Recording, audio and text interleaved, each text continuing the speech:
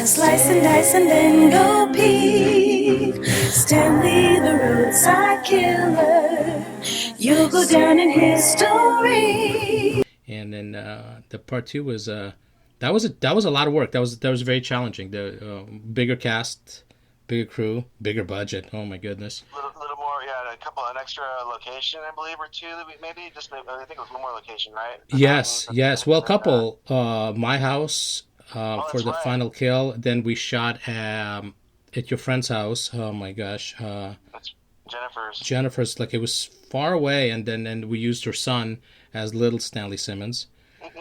Remember how that came about though? Because remember didn't we see Black Christmas? Yes. Once again, the New Beverly. At New Beverly, yeah, not the Grindhouse Theater. Yes. Yeah, and Bob Clark, wasn't Bob Clark there, like doing a Q&A?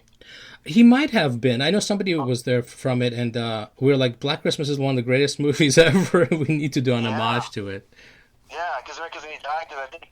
Then he died not a few months after that. I think remember that with his son on PCH or something like that. Well, John, he actually died the weekend we were shooting it. Was that what it was? Yeah, that was the whole thing. Is he died the same weekend we were shooting an homage to his movie, which is really sad. And what timing wise, it was horrible. You know, I mean, him and his son got hit by a drunk driver. They both died on the PCH coming home from dinner. Yeah. And then the same weekend we were like out there like, ha ha ha, we're shooting Black Christmas, our version, you know, with the Roadside Killer and stuff like that. But yeah, it was a bigger cast. It was we had a couple in it. We had young Stanley Simmons and his mom. And I think it's one of my favorite scenes, dude. Shooting that one. Oh my goodness! Yeah, we went to Jennifer's house to shoot all the stuff with young Stanley and his fucked up white trash mom. And the cool thing is, the actress that played the mom, Tonya Janae. Tonya Janae, yes, she was so freaking amazing. And for me as a cinematographer, it was really cool to finally actually light full dialogue scenes and make them really cool and fun and artsy, and backlight this freaking white trash mom smoking a cigarette, and the smoke fills the room in her face, and she's backlit. That small Christmas tree you lit up. Yeah, the small. Yeah, that's right. Yeah, there's like. Yeah, that's right. Like Stanley's Christmas stocking just was like tape and his name on it, and it was super cheesy. And there's the moment that stands out to me is like when she's yelling at him. We have the shot of him standing with a gas mask on, and it's just her shadow. Of her reprimanding him and yelling at him and pointing at him, and I love that shot. That's like one of my favorite shots of everything we did, because it's so impactful and cool. And then there's that low angle shot of him like pissing himself. He's standing in socks, and his socks are soaking wet. There's like piss under him. It's priceless. And now go more into like the character, her character and his character, and how it all came about, and like what were you thinking when we were like coming up with this and writing? You were writing it and directing it. Oh well, this like you said, first of all, she was like this white trash mom, and like she was ashamed of her son because of that. Sadly, it's a sad kind of sad tale that this boy can't control himself with urinating. He never was potty trained, I guess. And and she was. I mean, we never show the father, which I know we talked about at some point. Like, hey, we should have a scene with the father, as in one of the stories. But they just didn't pay much attention to him, and so all she cared about was drinking, smoking, having sex with her husband, and I got this little kid that we produced, that keeps pissing himself. So she's the one that puts the mask on him, and. It's because she's like, you need to stop him. Maybe that'll stop you, from peeing. In her wild, crazy mind, because it doesn't really stop her from smelling. Maybe we should have put a mask on her too. That's right, exactly. How's it gonna stop him from taking a piss? I don't know. But anyway, it just seemed funny. but yeah, that's basically the mask origin. Is that how that came about? Is that she, and I think actually that's it. Well, we had a small. That's right. We had a smaller one because it obviously wouldn't fit his head. But I guess he started buying himself some new gas masks as he got older, adult size, and yeah, that was basically. And so from there, and obviously he put his hatred for his mom. Which that's another thing too that we consider showing at some point is what happened to his parents. You know, did he kill his parents or the father? Was there abuse? You know, we basically just want to introduce the mom and you can see what kind of person she was, and basically showing how the mask wearing came about for the killer. And yeah, and like I said, she sold it, man. Like you said, especially that scolding scene. And you know, for Dakota, Jennifer's son playing the little Stanley, you know, he did didn't do a bad job. I don't think he gave him any lines, right? I think. Yeah, I don't think he had no lines. He just had to stand there and like nod his head. I was like, just look at your mom and be scared. Like, yeah. And you know, close up of his eye to the mask. Yeah. But that was and that scene is actually a flashback because remember he has his victim. I think that was a thing for you, some kind of motif I think you wanted every victim to be wrapped in something. yes, everything, even down to the gifts that he was giving himself. He had so he had all these gifts that were like by his Christmas tree in part two. Because in part two we were back in the cabin and we just had we had like all this Christmas stuff set up. So it's like he's having his Black Christmas, and he's got his victim tied up, but. He's picking out all these different gifts that he bought himself, and one of them is a axe pick, or is that what that thing is? A pickaxe. It's so giant, but we just wrapped it in gift wrap. You can tell what it is. It's just a pickaxe with giant ass fucking pickaxe, and it's just wrapped in Christmas gift wrap. That was, and then his victim is wrapped in Christmas gift wrap, which makes no sense, but it's amazing. It's great. She's sitting because he's like sitting at a. They're probably about I don't know. They're doing social distancing at the time already, about 6 feet apart. She's sitting That's right, and he's already wearing a mask, so he kind of knew about the coronavirus. He had it. We got this down 13 years ago. That's right. And she's wrapped up. Well, we don't know this actually at first as the viewer, right? Because I think we have it on him, and then we hear her say something, and then I think he's swish pan or something like that, and she's got or I don't know if it's her if we first see through her POV. Do you recall? I didn't go back to watch the second one. Well, I think what it was is like she was sitting there, and then we did a shot where it's black, and then he opens up the gift wrap to reveal her face. Yes. And then that's how it all starts, and then he sits down, and she's yelling at him, and then he starts reminiscing about how it all came about, where he's what he is now, him as a kid. That's right. So yeah, go like just jumping back to the flashback. So has a gift in his hand, and it happens to be the same gift that he had when he was a kid that he never opened. And he's just like, or it was the same gift wrap paper, and he's just like shaking, like, and then that's what brings it back to to think back to the time when he was a kid. That's right. And that's a Stanley Christmas, but that he remembers one of them. So. So then when he's opening him up, every single gift, it's a murder weapon. Yeah, and he's like testing it out. Like when he pulls the knife out, he's like doing like the stabbing motion, like he's practicing. Like, oh, this would work. And then when he gets the pickaxe, he like tries with the face, like, yeah, that would work. It's so dumb, but it's so funny because like if you don't take movies seriously, especially movies like this, you're just like. This is fucking entertaining. This is what it's supposed to be. You're supposed to kind of like constantly have people either freaking out or laughing, enjoying themselves. And Stanley Simmons is definitely a character to keep you entertained, at least. And even like, and I don't know, like if people watching how they react, the reaction. But remember that we even bought. Did I get that? Where did we get that fake leg? Did you buy that or did I? I don't know because we needed him to stab the victim in the leg, with that knife, and so one of us had the fake leg. I think the fake leg is somewhere in my storage too because it's like covered in blood or something. Because we wound up using it because he was supposed to like cut off her leg at one point and also in the bathtub. It's I don't know who got it, but yeah, we had a fake leg and we had more real guts. For this scene, let's talk a little bit about the the actress. So we had Stanley Simmons and his mom, but we also had like the love interest. So John wound up being in the movie playing the guy in the couple with what's her name? With Jolene Hugh. Yeah, well, a question I have for you though is like, why the hell was I in it, man? Did we have somebody originally cast for it, and he dropped out? Because I was like, dude, I'm not an actor, so I'm like, why the? I was thinking about that. I was like, we had to have had someone. They must have dropped out. So I was in my mind. I'm like, who did we cast or who did we ask to play the part? Do you remember? No, I don't remember, but yeah, because like it's not like our goal has ever been to have you in front of camera. That you're not, like you said, you're not an actor. We're like, okay, twice, yeah. The good thing is it's one of those things where it's like, okay, well, John, you're here. I might as well jump in front of the fucking camera. Yeah. But the cool thing. And you guys give me direction. I'm like, what do I do? Am I doing it right? Yeah. Am I making the right thing? I'm like, I have no idea how I'm looking. So I have I know. You and Jason. We had to like, kind of direction. oh my goodness, yeah. It was like after every take, we would go and all look at the stuff. We're like, okay, good, or whatever. That's about as good as it's gonna get.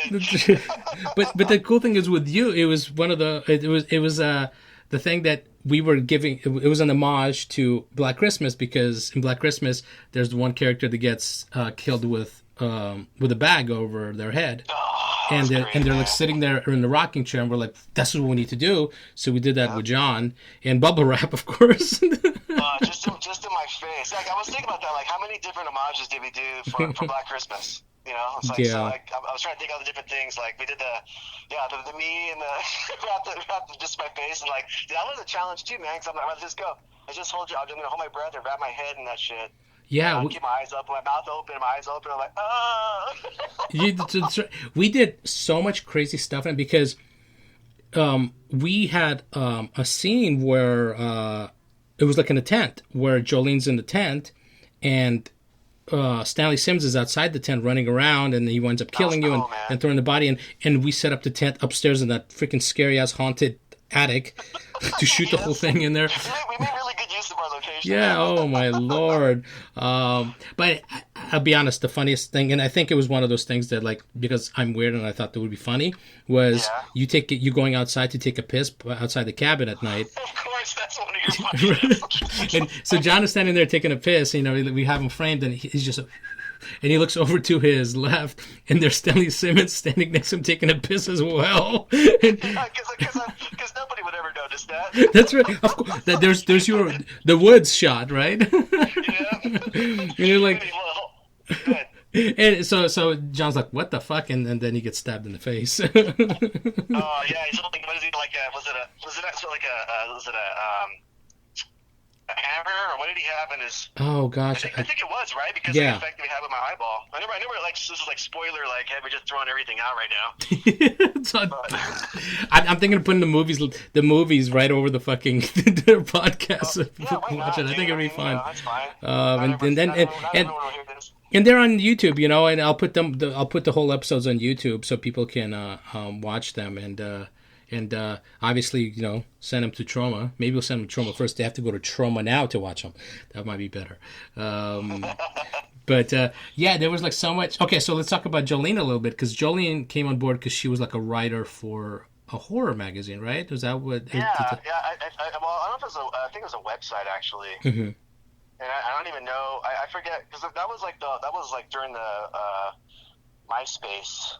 Right. Yeah, I think she contacted you through MySpace. Yes. Yeah, because I was going about, because I remember you the one told me about it. You're like, John, there's this thing, MySpace. It's freaking like promote our movie, this and that. I'm like, what the fuck's MySpace? Right. I'm like, okay. So so we created a page for Roadside Killer, and I was just like friending like so many people that I saw on there that were like into horror stuff, and so I was trying to get a lot of interest from people, like-minded people. And see what we could do with it, and I think I saw. I don't know if it was her or if it was the page that she wrote for, and then I think that's how I like I said, I passed this along, and I think that's how we started talking about the movie. And I don't know. So did she say? And now this is the thing. I don't remember if she was saying that she would do interview us about the movie. Is that what it was? Or the first one, maybe? That's probably how she got the role. She was like, "I'm going to interview you guys," and never did. And then then we'll cast you in the second one. That's right. Well, because I think because she said she did some acting from what I recall. Right. So we're like, yeah, why not, man? We'll get someone in here, you know. And I guess I don't know. Everybody wins, right? We get her in it, and then we get it written up. We get a little article. Yes. Which, Yes. Do you have that saved anywhere? I have everything saved, man. I have like folders of stuff. So. I know, dude. You're like an archivist. You got, I mean. Or hoarder. You could call it a hoarder. That's totally fine. What? A hoarder, yeah. You want to call hoarders? Okay. That's fine. Yeah. Everything was great. My only two issues were that every time we had her rolled up in something, she had to go to the bathroom. Oh, God. Is that yeah. See, oh, my God. It's funny. Of course you remember that thing, because you'd be like, let's get the shot. You know, like, yeah. Your memory is much clearer of what like, was going on. It took us forever to like wrap her in Christmas wrap, and then she's like, hey, guys, I have to go pee. I'm like, are you fucking kidding me? So we had to like rip this whole thing apart, and so she had to go to pee, and then we put her back in, and I'm like, fucking Jason, just stab her in the leg, goddammit. Fucking come on. But then we were doing a scene where she's dead in that big tub. And so, because that was going to be our original kill, we later wound up doing a whole decapitation thing. But so we covered her.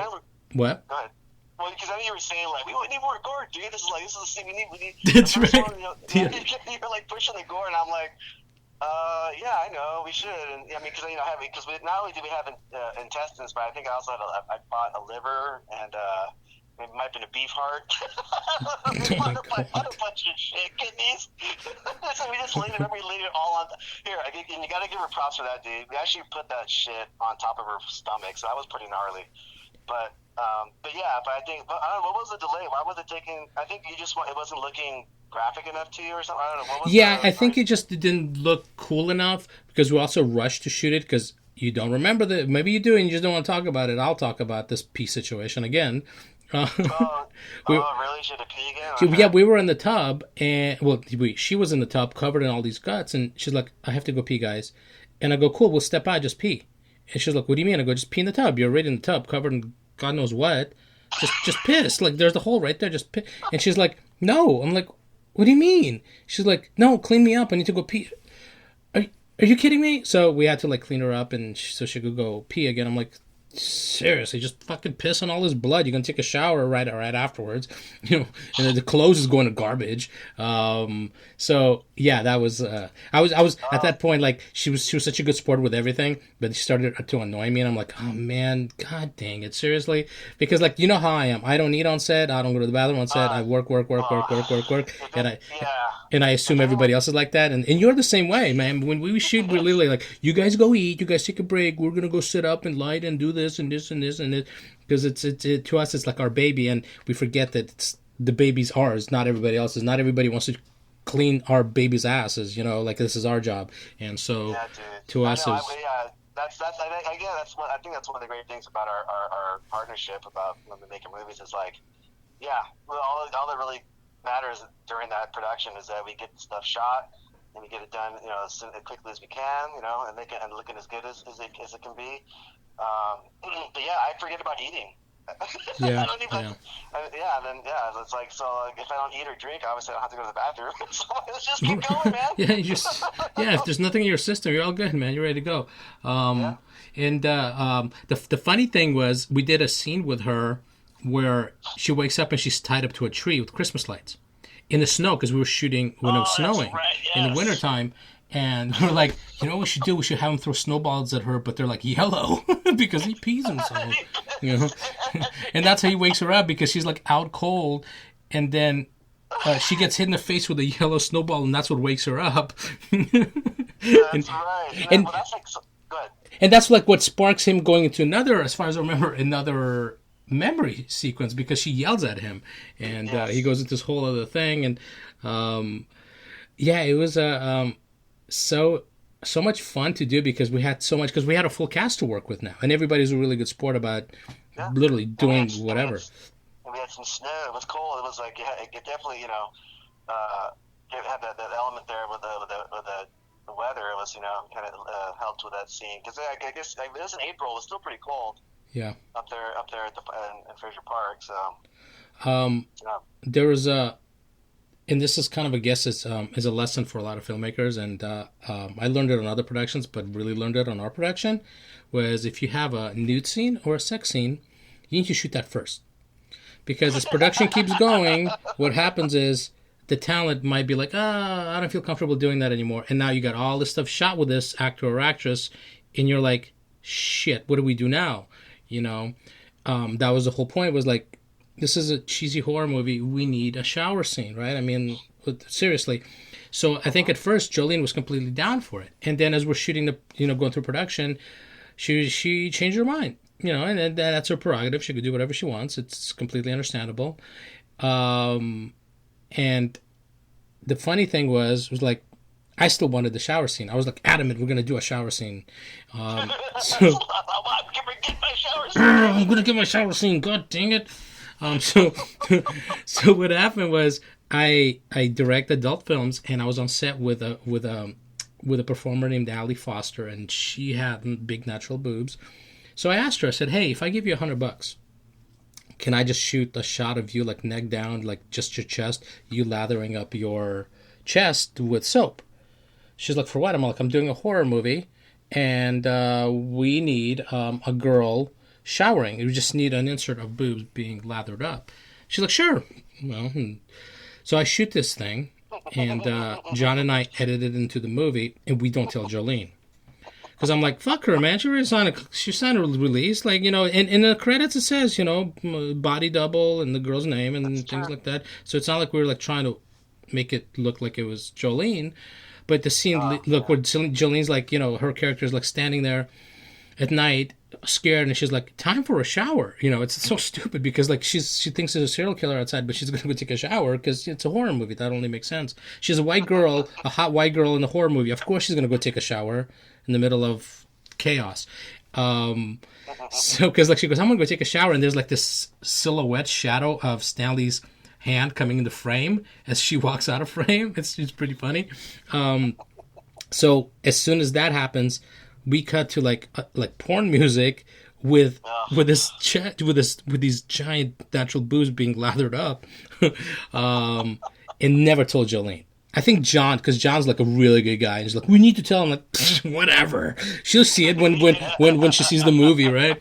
And of course, how does everybody? Where's the first time people get to see a movie? At Fangoria Weekend of Horrors. Is that where yes. I remember being screened. Okay, that's right. John is friends with Tony Timpone, who, I don't know, I'm sure he's still the editor of Fangoria magazine. And Fangoria magazine does this, back then did this convention called the Weekend of Horrors convention. And we got a booth to promote the movie, and they gave us actually screening time to show the movie in one of their screening rooms for fans, which was amazing because, like, again, as like a horror filmmaker, this is like, one, they do a little write-up. Two, they let you show the movie at Fangoria Weekend of Horrors. Are you kidding me? That, like, that's pretty cool.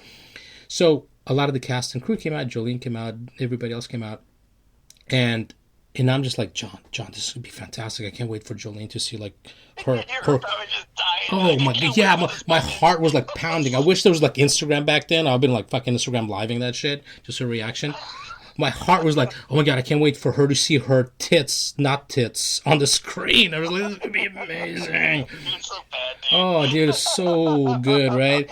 And then we stood in front of the show, whatever, the screening room, watching people's reactions. And my eyes were just like boom, right on Jolene, like as when I knew that scene, like when you could hear her on the screen going, time to take a shower. I think I need a shower, whatever the line was. And I'm just like, oh my god, here it comes. And I'm watching her, and her jaw drops a little bit. I'm like, oh yeah, that's the reaction I wanted to see, right? Such a jerk. But, did it get a picture or anything, or video of that? no, but the best part, but the cool thing was afterwards, she wasn't even angry. She's like, well, she goes, if you're gonna use like a stunt double, there were some great pair of tits, So I'm like, cool. No, she had a good sense of humor. Yeah, she was cool about it, and so that was to me that was like one of my highlights for Roadside Killer movies, was just throwing a pair of boobs and like not telling the actress. And it's like, yeah, wait till you see your nut tits on the screen. But we had a decapitation scene with Jolene we needed to pull off, and we didn't never shot it at the cabin. We wound up shooting it in my condo in LA. Well, yeah, several months later too. Remember? Yeah, we had to wait because the head wasn't completed, and then we were like, because like I think Jolene was like, look, I can't wait anymore, guys. We need to shoot this. So we're like, okay, we're gonna make sure we get this shot, and we put plastic all around my bathroom, in the tub, and we brought Simon Garcia did the prosthetic or whatever. I don't. Is that called a prosthetic, or what is it called when it's like a half body? Well, no, that was just a fake head. I guess you could just be a fake head. Yeah, it was Jolene's fake head and fake boobs because they weren't her real boobs again. I think those are real though. Did you guys? Yeah, that's true. Just not hers. That's true. Not Jolene's real boobs. The fake girl, those are real. But yeah. So Simon made a head for it because he hadn't done special effect. At the time already, I think he was already transitioning, doing like the toys and doing the molds and not really making doing special effects anymore. So yeah, it was like a favor because I know Simon. Simon and I've been friends since we were like 10 years old. It was one of my first friends when I moved to a new town back north in Korea. So he's like, yeah, man, I'll do this for you. And we did the whole head cast with her in his garage at the time when that was his shop. And but we had to wait on Simon because there's no between his paying job and then having to get the head made. Obviously, he couldn't just devote. I think all he did was pay for the supplies, right?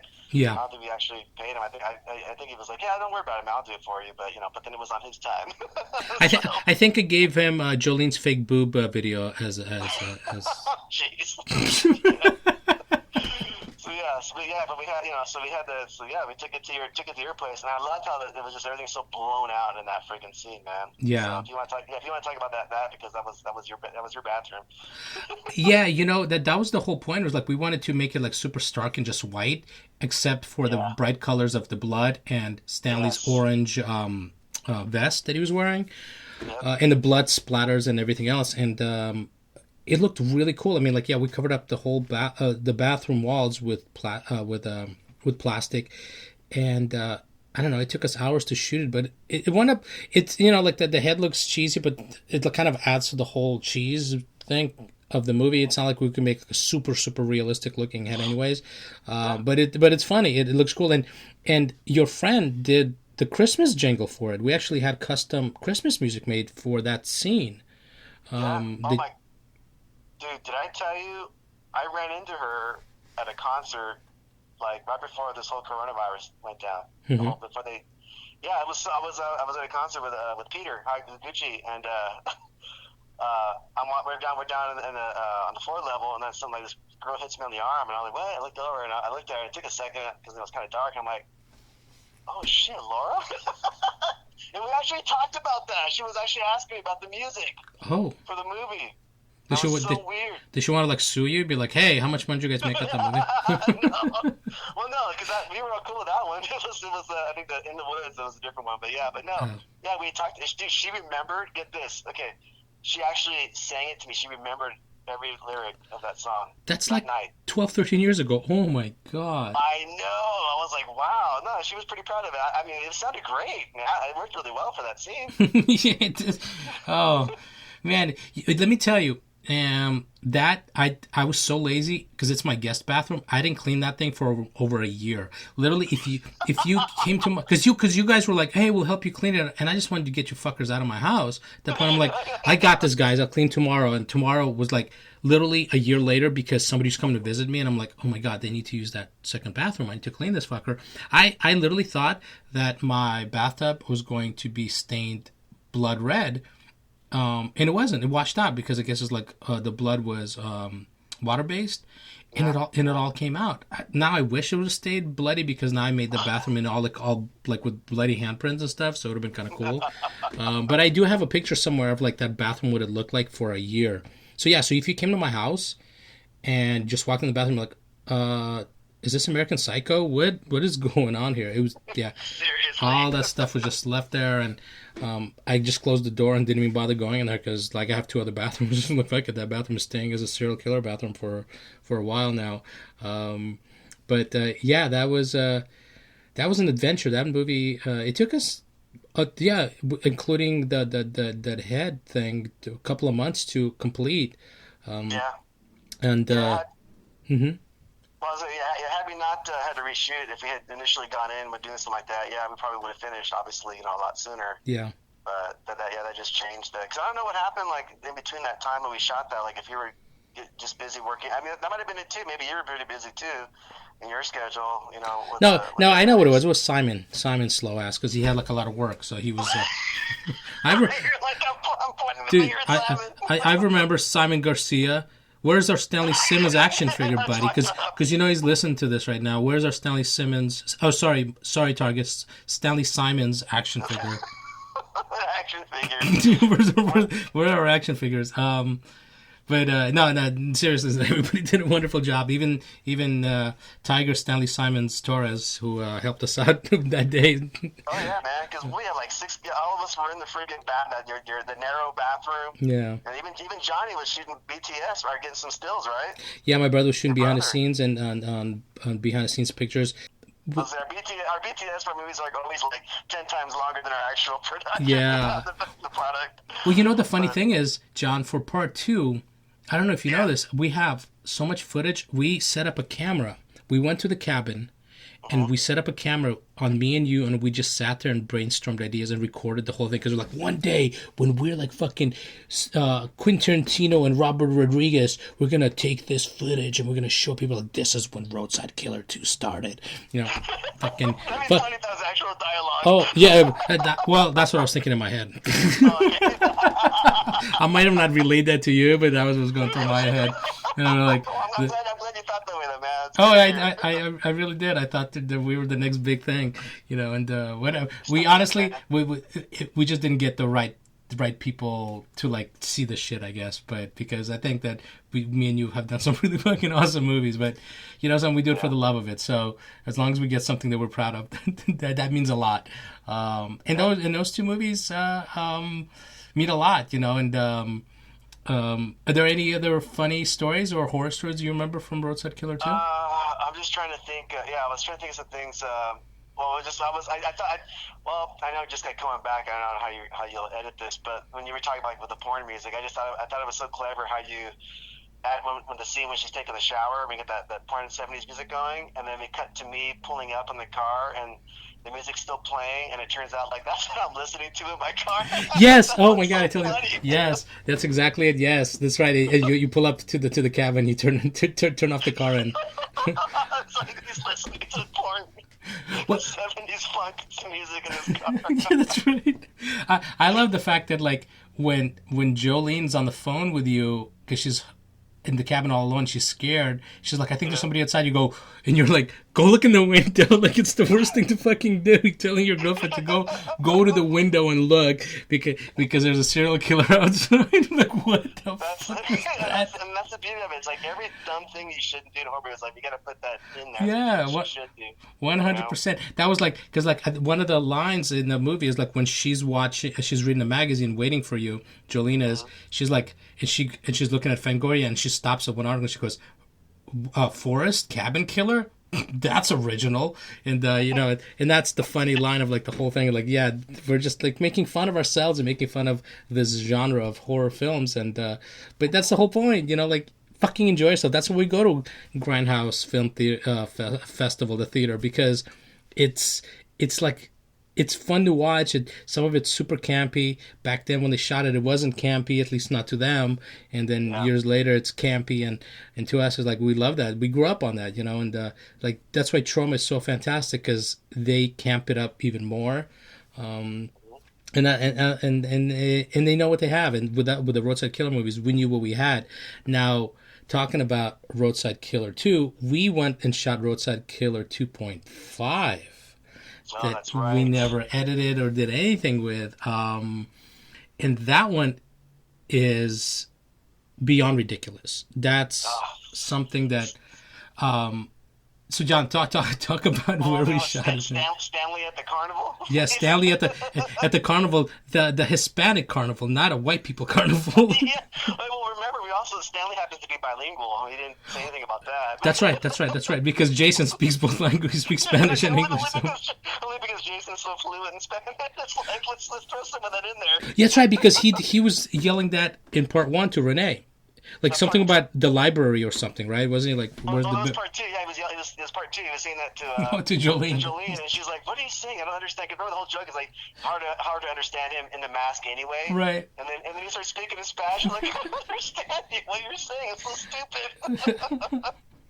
But yeah. So yeah, like you said, it was cause that carnival. Yeah, it's for that church there. It's like a fundraiser thing, and yeah, pretty much predominantly Hispanics, and and then the great thing about that too is that we tried because we got Jason was on the Ferris wheel. Yeah, we got Jason. We got him like one of those Hawaiian shirts, but it was orange because his whole orange is my favorite color. So I fought for orange, and it makes sense because the vest, the worker vests are orange.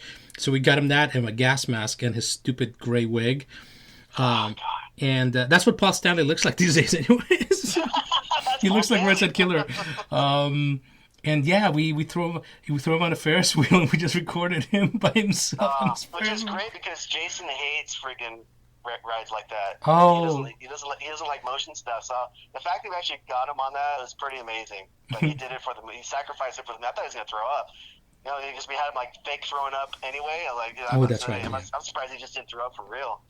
But it was amazing because like as you're shooting a Ferris wheel, like he goes by and then there's like a couple of little Latino kids, and then he comes by, and then there's like Latino family, and so on, and you're just like, what a surreal moment. And but the best part was when we were doing shots of him walking around, all these kids were following him, and they wanted to like hang out with him and things like that because they were like, what is this a clown or what is going on here?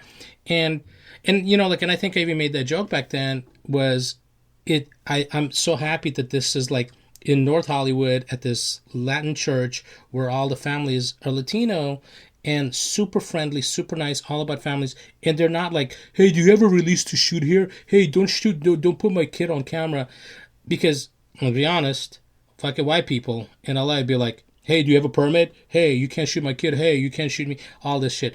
These people didn't care. It was fantastic. We got great inserts of him like interacting with children. All kinds of amazing, it was really, really cool.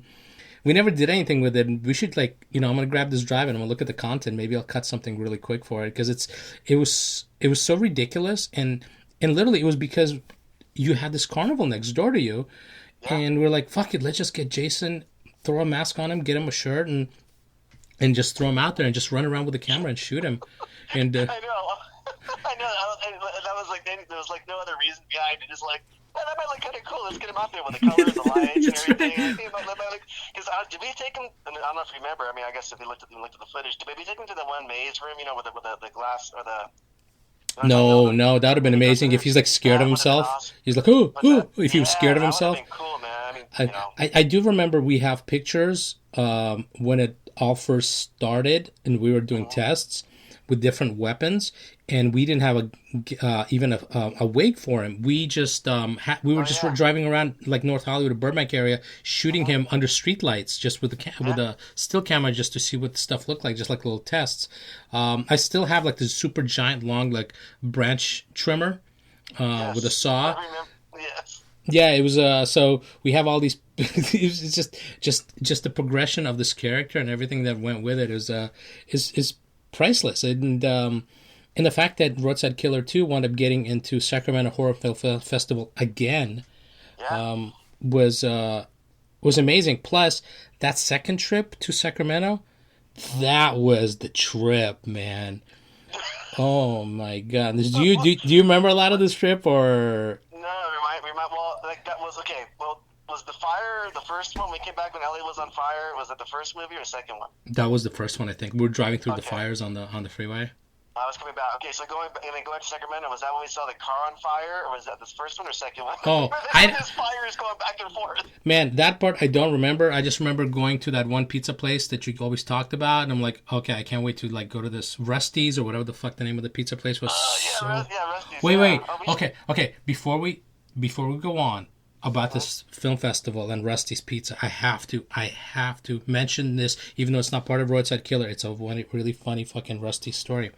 Okay. So there's a performer named Gia Paloma years ago. Oh, he's laughing already. Jason loves his story. Oh, this is a great story. So Gia wanted to learn filmmaking and doing crew work and camera. So I'm like, hey, we're shooting this movie for John. John's directing this short film.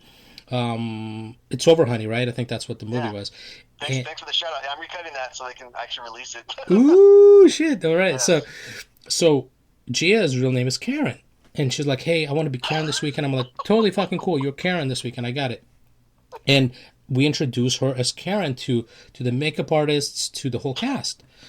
So after the first day of shooting, or maybe the first night, or whatever it was, like before we shot, we just got to Santa Barbara. We were shooting in Santa Barbara, I think it was, right? Santa Barbara? It was Carpinteria. Carpinteria. And we're all sitting around eating pizza at Rusty's. And so Gia, Karen, has the pizza closer to her.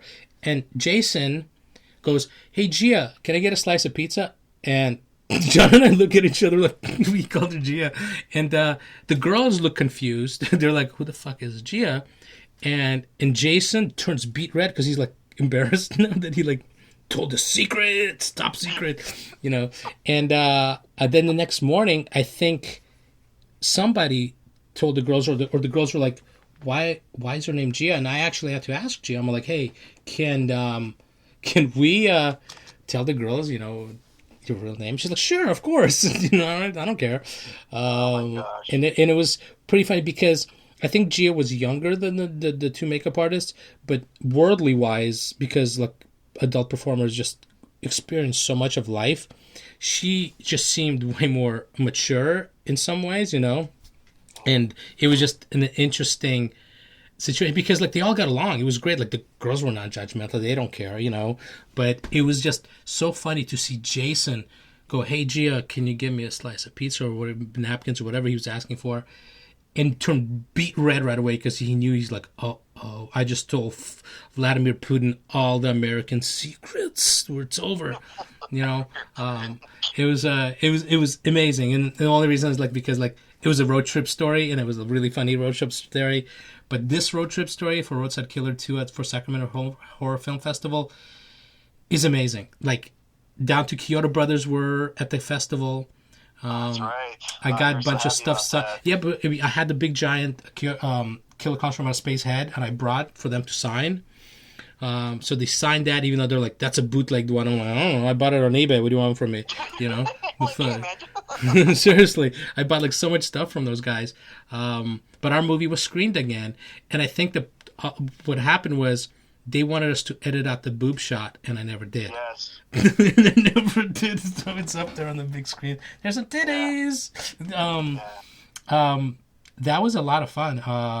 So do you remember who actually came with us? Yeah, talk about the people that came with us. And Well, that was yeah. It was just the new. Okay, so no Tiger this time, but it was Jennifer this time. You know, once again, the mother of so little Stanley, Dakota. You know, she's a huge. She let us use her house. You know, she's a huge horror fan. You know, we've been friends for a little while and stuff. So yeah, she's such a great. She's like you, man. As far as like promotion, she's not afraid to like get people, you know, interested in what's going on and stuff. So yeah, she was good for promoting our movie as well. But yeah, Jen, come on along, man. And you know, it was fun. But yeah, so. I'm thinking, like, part of what you're talking about when you're recollecting here, are you also referring to the fact that when we stayed in the hotel room and you tried to scare her? Is that something else? Yes. This is, you know, like, something you enjoy? You know, I'm really nice. I really am nice. But I like to do, like, some fucked up shit sometimes or make some fucked up jokes. Whatever, you know, it's part of life. You enjoy yourself. So I think Jennifer and whoever else was with us, they stayed out later. And we went back to the room, and it's not like they were just like out because we're like, oh, we're tired, we're fucking gonna go to bed or whatever. And I'm like, John, we need to like get her, or whoever was in the room. I think it was me and you. And he's like, what do you mean? I'm like, I think what we should do is we should remove her mattress and just leave just the box spring. Because, you know, when you're tired, you come home, it's pitch black, you don't want to wake up your roomies because we're all like sleeping on the fucking floor in the same room. And we gave her the bed because she's the lady, you know, and we're gentlemen. We're all like nice guys and nice gentlemen, you know, especially myself. So, so I'm like, man, she got the bed, she gonna pay for that bed. So we take the mattress, right, and we hide it in the darkest part of the hotel room, and just put everything back on the box spring so it looks like a regular bed. And I have this on tape somewhere, dude. Like I have it recorded. And I'm like, she was out drinking, so she's not. Yeah, I was. Oh, so yeah. So especially if she's out drinking, she's not even going to. So she comes back in, and we're like, oh, because like I literally had the camera sitting there waiting, couldn't even go to sleep, wanted to wait for this to happen. So she walks in, and I start recording. You know, like okay, and it's pitch black, and you could hear her like making her way to the bed, and then she just jumps on the bed, and when she jumps on the bed, all you hear is this thump, and she's like, motherfucker, or whatever. Holy, can you imagine? You're kind of a little tipsy and you jump and you hit a fucking, like a wooden wall with all your weight. I thought it was hilarious. I'm like, whatever. She's one of the boys, here you go. But you're one of the boys and you got the bit because you got a vagina. So now there you go, Jennifer. She remembers that. Yeah, she probably does. She probably still has like a lump somewhere from that shit. That was like. It just figured her, man. That's right. like loosened the hip or something, man. That was a nice loud thump, and she's like, "Fuck." That was pretty funny. But I don't know if you remember this, John. Do you remember what else was going on that trip? That trip was pretty insane. We oh my gosh. So we're in this hotel room, and the first morning we get up and there's like a ton of hot girls. We're like, do you remember this now, right? The roller derby girls in our hotel. We were like, are you fucking kidding me? Holy shit. And already back then I was already kind of into like weird looking chicks, with like tattoos and like whatever's going on with their hair. And I was like, oh my God, look at it. Half the girls probably half of them were like not even into dudes anyways. But it was cool. And like I forget who befriended them. They invited us to a party at their house, or they were partying with the other team, which kind of like really broke the fantasy for me that these two teams full of hot women hate each other and they want to elbow each other in the face and punch each other in their cooters. But no, they're all friends and shit. What the fuck, right? This like wrestling, like blow my mind. Right? Completely disappointed. I'm like, what the hell? But then I'm thinking, ooh, if they're partying together, the roller derby girls, they might be into each other. So they, oh my God, right? Talk about a horror movie. We should have been doing a horror movie with roller derby girls. Yeah, that'd be fun. And they invited us over to their house, to the other team's house, and we're like, really? Should we go? And I think we brought a copy of Roadside Killer and showed it to everybody there. As filmmakers, that was our way of trying to get in with the girls, obviously. We're fucking not stupid. But, yeah, it was a lot of fun. It was like we all hung out. Everybody got along. I think people got laid. It was just like all kinds of craziness. And roller derby girls, like for guys, that's like the coolest shit. These are like tough girls who are still hot, and obviously into sports, in some sports, because they're roller derby girls. Yeah, I think you and I actually kept in touch with a couple of girls as well for a while. Yeah, well, I'm trying to remember like how the hell did they have a movie at the festival, or was did we meet them when we were? Oh, you said they were there at the hotel. That's right. But yeah, they were at the hotel for their big battle the next day, and we were supposed to go, but we couldn't because we had the film festival. Because they invited us to go to their big battle royale of girls, Oh, okay. And have you been to one of those, by the way? Have you ever seen one of the I've wanted to, because I had a friend that I grew up with that was a roller derby girl, and a few years ago, and then she got injured and she had to stop. But it's not like it used to be with like the T-Birds where they actually had roller derby arenas. Now they like do them in gyms where they like put cones around, and which is not the same thing, like back then when they had the actual roller derby league. It was cool because it was a full arena with a slanted track, and the teams in the middle, like rollerball, the James Conn. That'd be cool. Yeah, exactly. Yeah. But no, I would love to see it. Like I know that they do have like professional leagues where they do have an arena like that somewhere in LA or Long Beach, and I would love to go see it. Maybe that when this Coronas is done, we go to a roller derby game. That'd be awesome, and we cheer like fanboys. That would be amazing.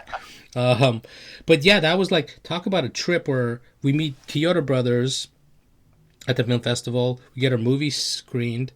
with the boob shot still in. Roller derby man. girls. I wonder if Tim was mad at us for that. Oh my gosh. Yeah, maybe. Jennifer taking a face plant on the piece of wood. Seriously.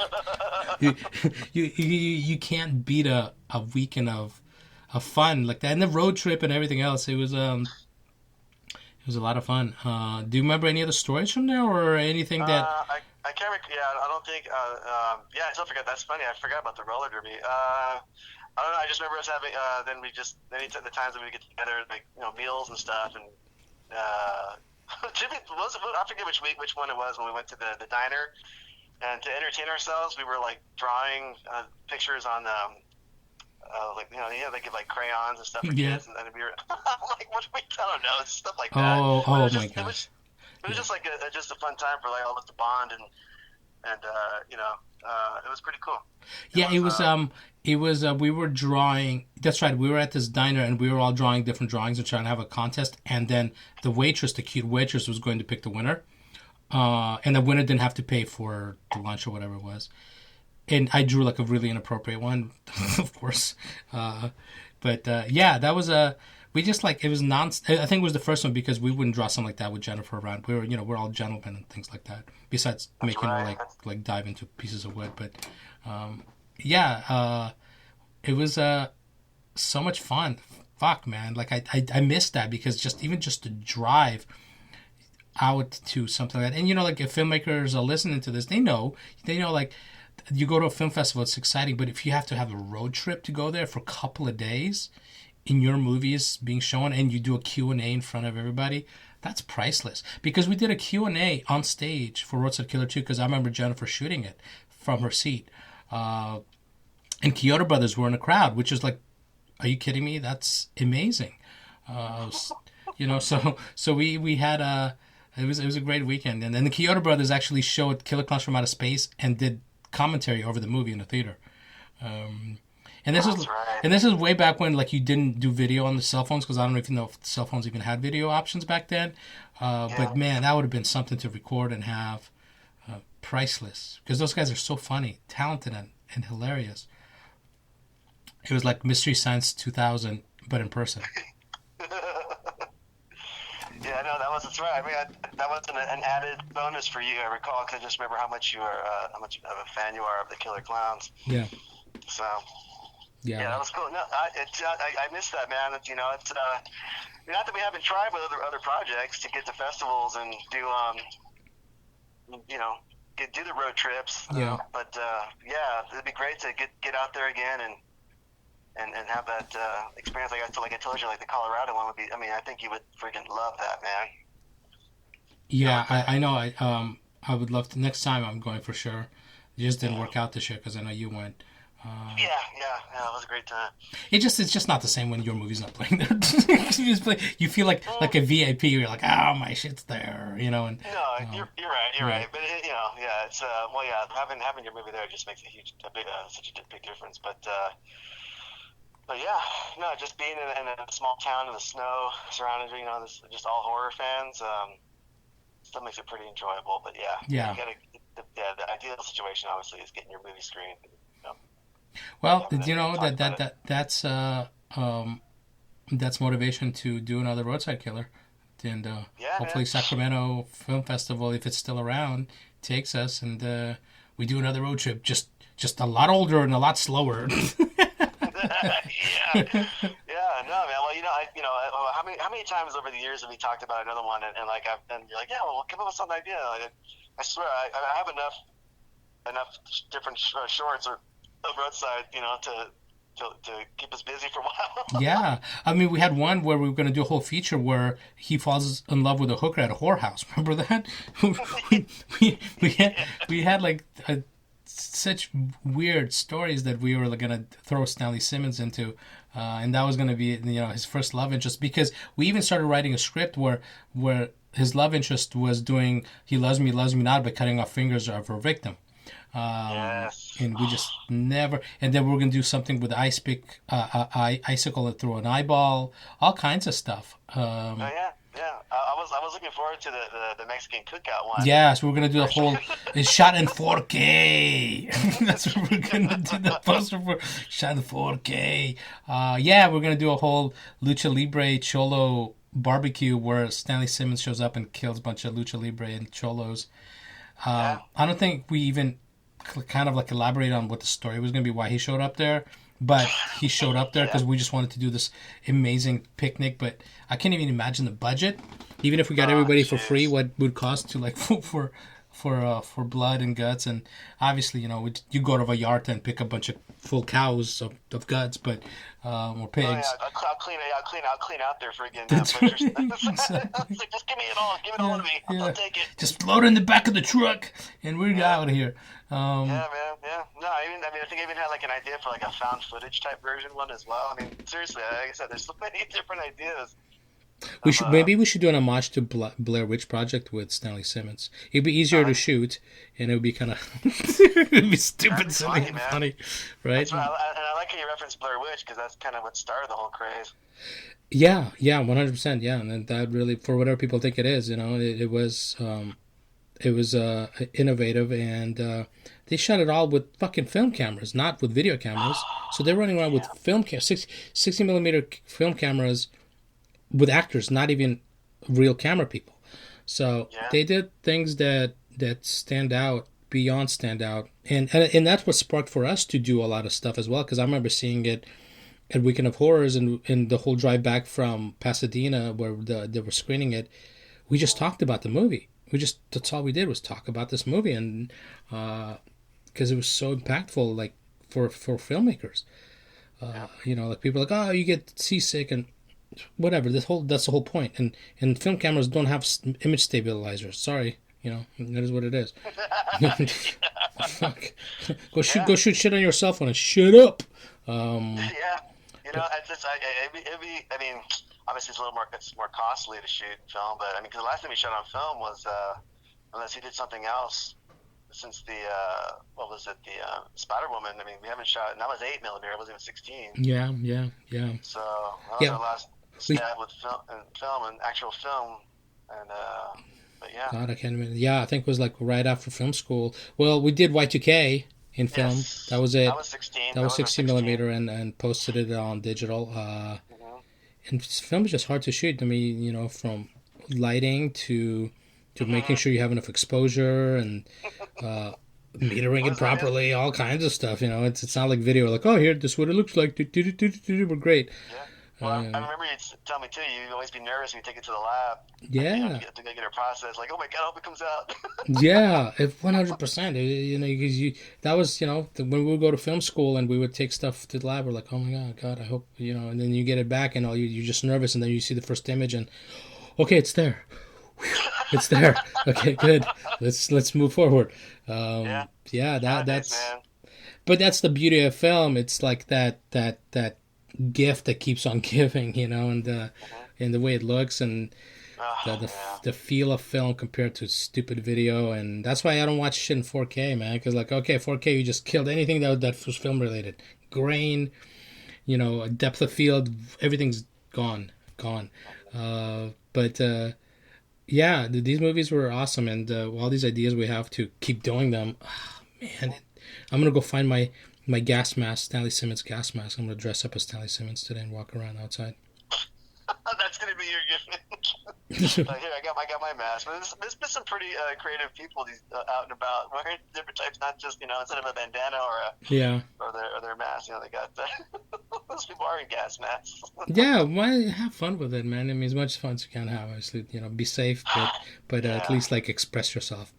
Yeah, they're selling all these face masks with all these different designs on them and things like that. Like, hey, they all should have been like that. I wish nurses would come into my room when I was in the hospital with a face mask that had a vampire mouth or something, or zombie mouth. That'd be amazing. Dude. Yeah, it just didn't happen. So, hey man, I'm just glad we're able to have this conversation, dude. Because at some point last October. Yeah. I didn't know what the situation was going to be like. I just remember getting back from Colorado. Speaking of which, and then. Hearing, or while I was there and hearing I got that text from Steve. Like, what the hell? And I was like, oh my god. So then right when I got back, that's when it was hard to get in touch with you. I know at the time it wasn't you can just pick up a phone and talk. Yeah. Yeah. It was when I was in ICU, I was on morphine, and I wasn't. Later people were like, "Dude, you posted some like really messed up stuff when you were in ICU." I'm like, I don't know what you guys are talking about. I saw only one video that I posted where I'm like, "Don't call me Ivan. My name is Slava, and you call me Ivan." I'm like, all right. So I go on this rant, but I didn't know what else I posted, because if you post stuff on your like stories, like Facebook or IG stories, Instagram stories, Yeah. they delete. So somebody messaged me recently, and they were asking how I was doing, and I look at their messages on Facebook, and when you comment on your Facebook stories to somebody's story, it shows up in their message box. So this person messaged me, and I didn't remember, because like when people were messaging back then, I returned only like a small portion of text and messages I could find when I was feeling better. And I see this person commented on my stories, and it's like me with like all this shit in my nose and everywhere, and every other word's misspelled, and I'm like the stupid the, and then at the bottom with big letters, goodbye, and I'm like, oh my god, I don't remember posting that at all. I have no idea. Maybe somebody else stole my phone and did it. I don't know. I completely don't remember it. I've had doctors come in when I was already like out of ICU in another room, and they're like, "Hey, remember me? We had a really nice chat in ICU." It's like, no, I don't remember you, or what? And so when you're in ICU and you're on morphine and everything else, man, it was a journey, like from hallucinating to the pain. Obviously, it was a hell of a life experience, that's for sure. I can't complain about any of it. It was painful, but it is what it is. It's life, right? So you just move forward. I'm walking now. I have a gnarly scars on my leg, and they're still healing, and I'm moisturizing them to make sure that they stay hydrated or whatever. But it is what it is. Now I have a dope ass leg we could use for a horror scene. Ha ha! There it is. Yeah, well, we're getting close to that, like some of the victims, like, oh. That's right. Slava, come here with your leg. We need your leg. We need your leg. You should just shoot some footage of it outside in your backyard, so we can at least have like kind of like background, That's right. If we could use it for a cutaway or something. we can throw some pig's guts on it, or something. Pig guts on it. Throw some blood on your leg and record about 30 seconds of it or whatever. That's right, exactly. just to have it. Oh, sheesh. Oh my god. I mean, yeah, dude. It's like I know we had talked about shooting some stuff. I remember because you had helped recently shoot a couple things for me, and the latest thing I wanted to do was shoot some like silent black and white stuff. And kind of experiment. It wouldn't be on film, unfortunately, but I wanted to. I'm pretty sure I mentioned it to you, and that's something I was looking forward to shooting this year. And then of course then you went into the hospital. I was like, oh crap, man. And I was like, well, I'm putting those those projects. Well, those are being put on hold until I know you're doing better. So at some point we can come back to that and get that going again. Because I was just inspired at work because we've been restoring a lot of our silent films.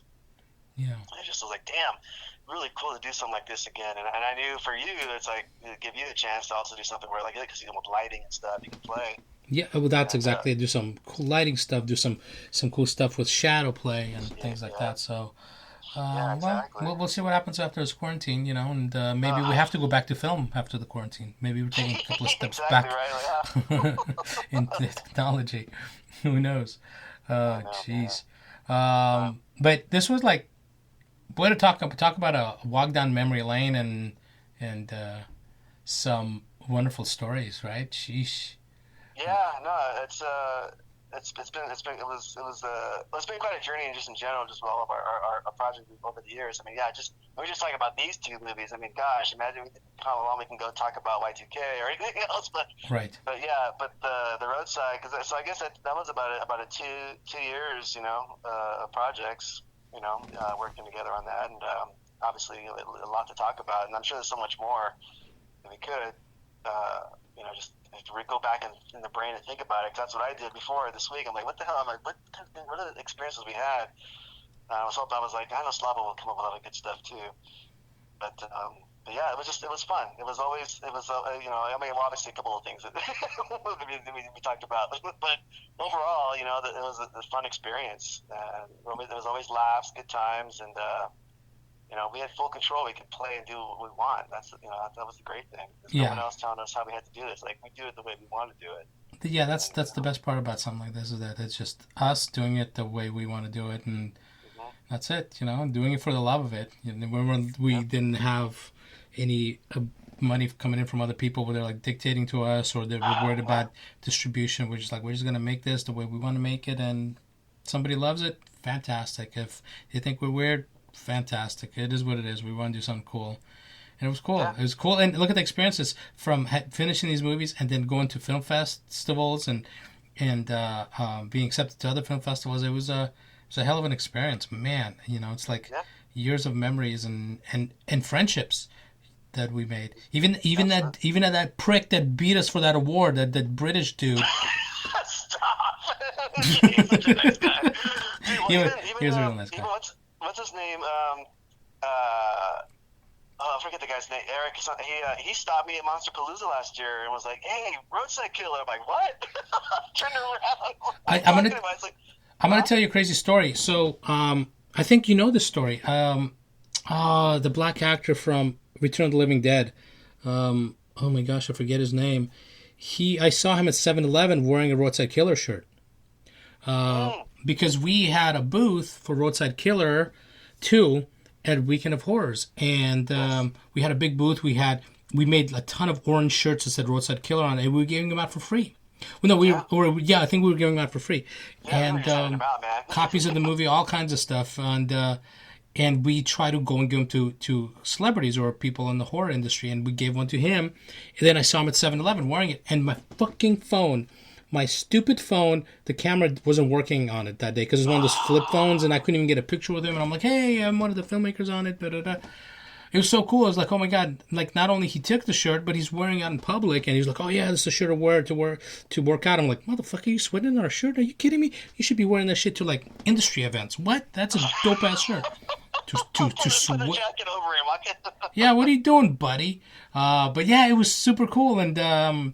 Yeah, we had the booth at the Weekend of Horrors, which was fantastic. I mean, we gave out God knows how many copies of the movie out on DVD, and all those shirts, and I even had like Elena Aris come, and she's an adult model. She sat in the booth with like the shirt and on, and yeah, we had like a really good representation. Jolene was there, obviously Jason, you and myself were there. Yeah. I remember you even get Tiffany Shepis gave her a shirt. Yes, that's right. She had posted pictures with it, and then we had like didn't we have a continuous loop? Was it a trailer we had going on, a little monitor we had? Yes. On the table. I remember guys coming up to us asking us more about it, giving us their cards, like distributors. I'm like, oh shit. Yeah. I'm still stuck on the Tiffany Shepis thing because I still stalk her Instagram. I love Tiffany Shepis. She's like the coolest like horror scream queen ever, period. Yeah. And she seems so down to earth, and like sometimes she'll post about like first responders, and she'll go to like fire stations or whatever and like thank people. I'm like, this woman, my God, if I was Stanley Simmons and I was looking to stalk somebody or kidnap somebody, Tiffany Shepis. But I think we wanted to use Tiffany Shepis for one of the Roadside Killer movies. Remember she was at Sac Horror Fest one of the years, right? Was she the first one? Yes. Yeah. She was there, and I think we got a quote from her actually, or something like that. I know that we have pictures of her wearing a shirt. I completely forgot about it until you mentioned it, and in my head went, oh. But yeah, we did a lot, man. We promoted the hell out of that movie. We spent so much on that movie, like, mentally, emotionally, blood, sweat, tears, money. But it was all worth it because it turned out pretty amazing. Ugh.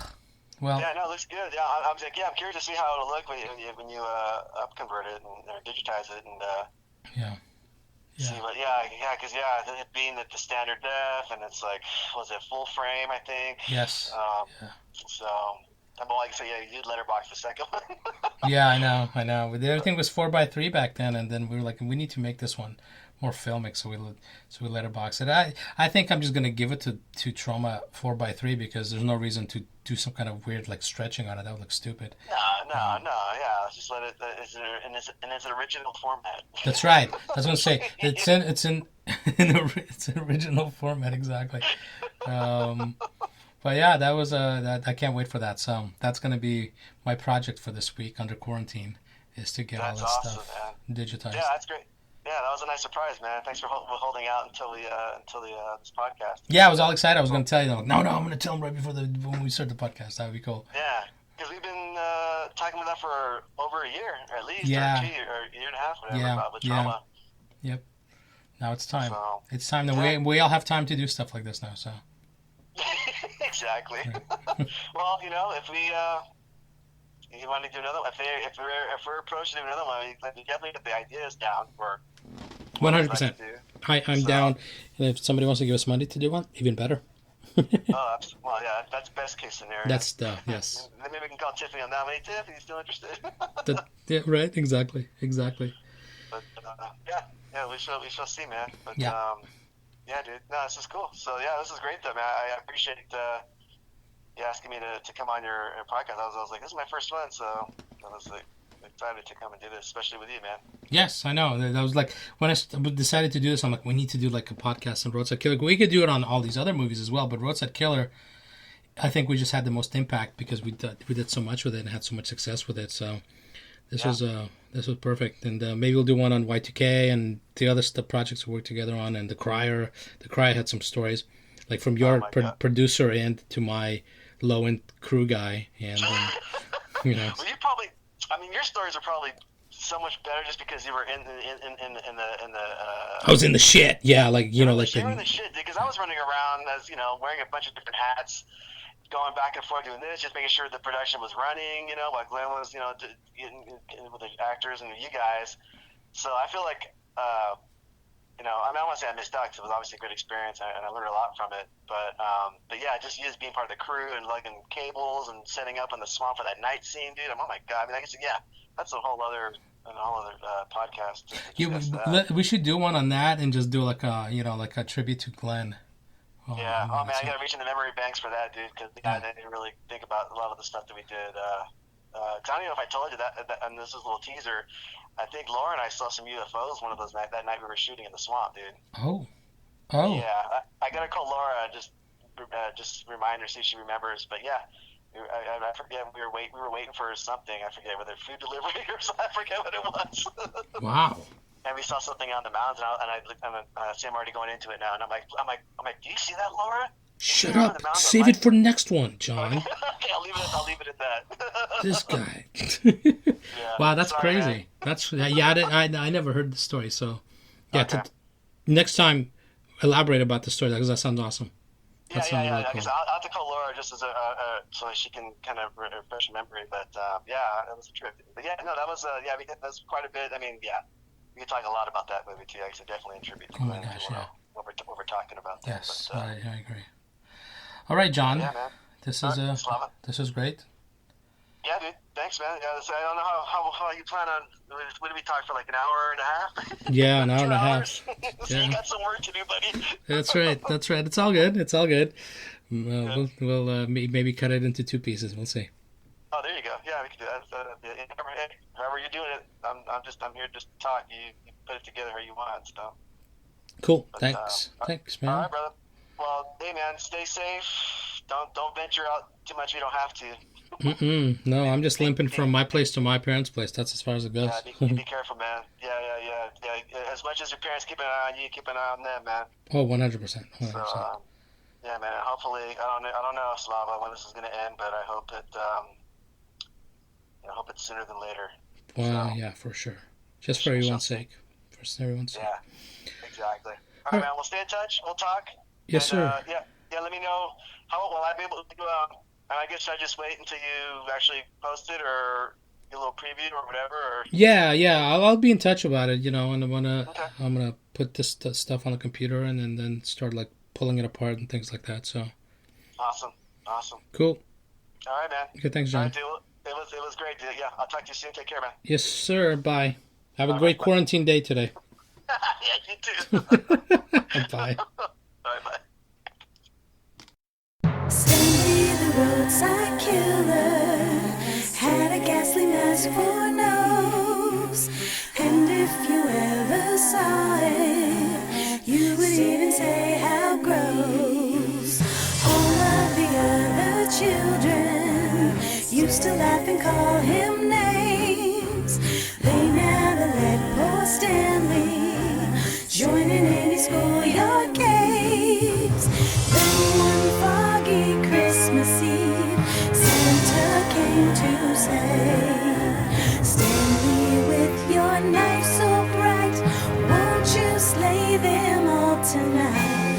Then how he loved to kill them, slice and dice and then go pee. Stanley the roadside killer, you'll go down in infamy. Stanley the roadside killer had a ghastly mask for nose, and if you ever saw it, you would even say how gross. All of the other children used to laugh and call him names. They never let poor Stanley join in any schoolyard games. Then one foggy Christmas Eve, Santa came to say, Stanley, with your knife so bright, won't you slay them all tonight? Then how he loved to kill them, slice and dice and then go pee. Stanley the roadside killer, you'll go down in history.